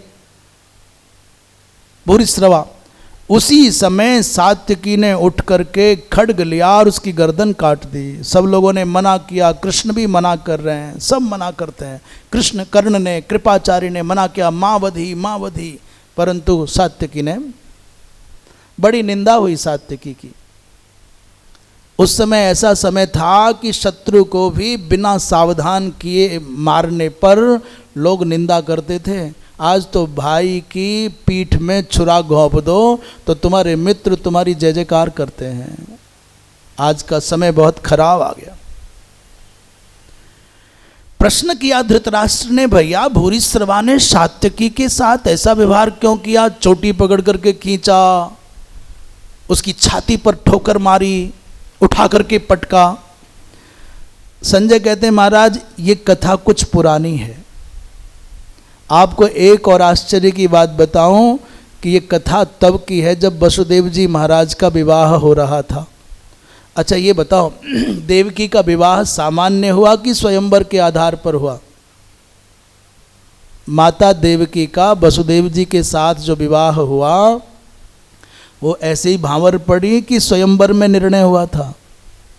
महाभारतकार कहते हैं कि देवकी का स्वयंवर हुआ, उसमें देश देशांतर के बड़े बड़े योद्धा सम्राट आए। उस समय वसुदेव जी महाराज भी दूल्हा बन करके गए और इनके पक्ष में सिनी गए। सिनी माने सात्विकी के पिता। उन सिनी ने सारे राजाओं को पराजित किया और माता देवकी को रथ पर बिठाया और वसुदेव जी के साथ विवाह करा दिया। जब ये घटना घटी तो इसके भूरिश्रवा के पिता सोमदत्त वहाँ युवा थे उस समय। तत्र वै देवकी देवकीम देवीम वसुदेवार्थमाशु वै और निर्जित्य पार्थिवान सर्वान रथ मारोपयच्छिनि। समझ गए ना, देवकी का विवाह सामान्य नहीं, उसी परंपरा से वो जो राजाओं के राजकुमारियों के विवाह होते थे, माने स्वयंवर के माध्यम से हुआ। सोमदत्त के साथ में सिनी का बड़ा भारी युद्ध हुआ। सिनी ने पूरे राज समाज के बीच में सोमदत्त को गिराया, चोटी पकड़ करके घसीटा, छाती पर लात मारी और दया करके कहा जा तुझे मारता नहीं, जिंदा छोड़ देता हूँ। सोमदत्त इस अपमान की आग में जलते रहे। भगवान शंकर की आराधना करके वरदान मांगा, भगवान मुझे ऐसा वरदान दो, ऐसा पुत्र प्राप्त हो जो इस सिनी के पुत्र की चोटी पकड़ करके घसीटे, उसकी छाती पर लात मारे और उसको तलवार से उसकी गर्दन काट दे। भगवान शंकर ने कहा कि भाई मारने की बात तो नहीं कह सकते, पर चोटी भी पकड़ के खींचा जा सकता है और लात भी मारी जा सकती है, क्योंकि कृष्ण और शंकर कहते हैं हम दो नहीं हैं। अहमेवा तु कृष्णोस्मि नावयो रंतरंग क्वचित। यदि कदाचित कृष्ण संरक्षक बन करके आ गए तो मारा नहीं जा सकता। मुझ में कृष्ण में कोई भेद नहीं है राजन। इसलिए भूरिश्रवा ने सात्विकी को पटका तो सही, घसीटा भी और पैर भी मारा, परंतु मार न सके। कभी कभी हमारे अनजाने में किए गए कर्मों का परिणाम इतना लंबा भी पीछा करता है। पिता के किए गए कर्मों का परिणाम पुत्र भोग रहा है। कर्ण और अश्वत्थामा दोनों के दोनों मिल करके अर्जुन को घेरना चाहते हैं और अचानक महाराज भगवान कृष्ण सोचने लगे कैसे होगा। बड़ी तीव्र गति से सूर्य अस्ताचलगामी हो रहा है, कुछ उपाय समझ में आ नहीं रहा। भगवान कृष्ण ने लीला कर दी। भगवान कृष्ण के लिए लिखा है कि योगी योगेन संयुक्तो योगिनाम ईश्वरो हरिः। जब भी भगवान कोई विलक्षण काम करते हैं तो योगी शब्द का प्रयोग आता है। और जयद्रथ को भ्रमित करने के लिए भगवान कृष्ण ने अचानक सूर्यास्त कर दिया, अंधेरा छा गया। खुश होकर के जयद्रथ निकला बाहर कि अब तो सूर्यास्त हो गया, अब तो मेरी प्राणों की रक्षा हो गई, अब अर्जुन को मरना पड़ेगा। और जैसे ही बाहर आकर के जयद्रथ ने छिपे हुए सूर्य को देखा, भगवान कृष्ण बोले पश्य सिंधुपतिम वीरम, अर्जुन देखो वो दिख रहा है। और प्रेक्षमाणम दिवाकरम छिंधी मूर्धानम अस्या कुरु साफल्य मात्मनः, अपने अपने अपने जीवन को सफल करो और मारो, इसको काट दो इसकी गर्दन। भगवान की आज्ञा पाते ही भैया जयद्रथ की गर्दन काटी। भगवान ने कहा कि इतना पर्याप्त नहीं, एक काम और करो। जयद्रथ का सर कट करके धरती पर गिरा ना, तो जिसके कारण गिरेगा उसका सर 100 भागों में विखंडित होकर के नष्ट हो जाएगा। इसलिए मारना पर्याप्त नहीं है, तो क्या करना है? बोले ऐसा करो, इसके गर्दन को काट करके समंत पंचक कुरुक्षेत्र के बाहर इसके पिता तपस्या करते हैं, संध्या करते हैं, उनकी गोद में गिराओ। अर्जुन ने भगवान की कृपा से गर्दन भी काटी और बाण में बाण, बाण में बाण, बाण में बाण संयोजन करते करते आकाश मार्ग से जयद्रथ के रत्न सिर को कहाँ पहुँचा दिया? बोले वृद्ध क्षत्र इसके पिता साधना करते थे, उनकी गोद में जा कर के गिरा। और जैसे ही संध्या वंदन करके उठे तो उनकी गोद से इनके पुत्र का सर भूमि पर गिरा। पुत्र तो मरा ही, साथ में श्रीमान जी भी विदा हो गए। वृंदावन विहारी लाल की। प्रश्न बनता है कि वृद्ध क्षत्र को क्यों मरना पड़ा? भाई जो जयद्रथ को मारता वो मर जाता तो अर्जुन को तो मरना अवश्यम भावी था। भगवान ने कहा नहीं नहीं, ये नहीं, ऐसा करो कि सांप भी मरे और लाठी भी न टूटे। ये दुरात्मा मोह में पड़ करके धर्म को क्षति पहुंचाने वाले पुत्र को रक्षा करता था। तपस्या का उद्देश्य भगवत प्राप्ति है, मोह का पोषण करना नहीं है। अपने पुत्र को संस्कार दिए नहीं और संरक्षण करना चाहते हो, उनको तुमने आचार विचार सिखाया नहीं और पालन पोषण करना चाहते हो तो तुम मूर्ख हो। इसने वृद्ध क्षत्र ने तपस्वी होकर के पुत्र को संस्कार नहीं दिए, वो द्रौपदी का अपमान करता है, हरण करना चाहता है, वो संतों का तिरस्कार करता है। इसलिए जयद्रथ को मारना भी आवश्यक और ऐसे दुष्ट का संरक्षण करने वाले का भी मरना आवश्यक है। महाराज दिष्ट्या अभिनिहत पापो वृद्ध क्षत्र सहात्मजः, भगवान को बोले बहुत अच्छा हो, ये पापी भी मारा गया। वृंदावन विहारी लाल की। अर्जुन ने कहा भगवान ये आपकी कृपा है। और गजब बात ये है कि जब शिविर में आए तो पांडव तो आज बहुत प्रसन्न हैं, अर्जुन के प्राण बच गए, हमारी विजय हो गई। आकर के श्री कृष्ण और अर्जुन ने कहा धर्मराज से, भगवान तब कोपाग्निना दग्धा पापो राजा जयद्रथः। ये एक दूसरे को श्रेय देने की परंपरा पांडवों में है। धर्मशील व्यक्ति सफलता का श्रेय अपने पूज्यों को देते हैं, अपने मित्रों को देते हैं, अपने बंधुओं को देते हैं। अच्छी कंपनी चलाने वाले जो लोग होते हैं वो अपने कर्मचारियों को अपनी सफलताओं का श्रेय देते हैं। ये तुम्हारे कारण हमारी वृद्धि हुई है। और उन एक छोटे से शब्द को सुनकर के प्रत्येक कर्मचारी उत्साह से भर जाता है। और अभिमानी अहंकारी व्यक्ति कहता है मेरे कारण, मैं। पांडव कहते हैं महाराज आपकी क्रोधाग्नि में जलकर के पापी जयद्रथ मरा, हमने कुछ नहीं किया है। बिना कुछ किए भी धर्मराज का वक्ष आनंद से भर गया। दुर्योधन का द्रोणाचार्य के सामने पराजय विषयक रोदन, और द्रोणाचार्य ने कहा भाई हमारे कर्म ही प्रतिफलित होकर के सामने, याद करो विदुर की एक एक बात, इस समय आक्षेप मत करो। तुम्हारे कर्ण के सामने जीवित रहते जयद्रथ मारा गया, अपनी शक्ति का आकलन करो, आक्षेप करने से क्या होगा। इन्हीं शब्दों के साथ आज वक्तव्य को विराम, शेष चर्चा भगवत कृपा से अब कल होगी। वृंदावन विहारी लाल की। हर हर श्रीमन्नारायण नारायण नारायण।